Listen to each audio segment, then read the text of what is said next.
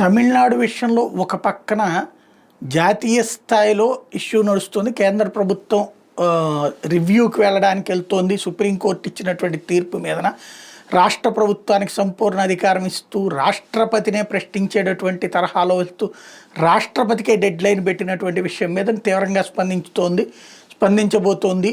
అది త్రూ రాష్ట్రపతి ద్వారా చేయాలా లేకపోతే కేంద్ర ప్రభుత్వం చేయాలా అన్నటువంటిది ఒక్కటే మిగిలి ఉందన్నటువంటిది ప్రస్తుతం పక్కన చర్చ నడుస్తుంటే, ఈలోపు మూలిగే నక్క మీద తాటిపండు పడ్డటువంటి జందల మరొక ఘాటైన దెబ్బ వేసేటటువంటి వ్యవహారం ఇటు పక్కన స్టాలిన్ చేసుకొస్తున్నారు.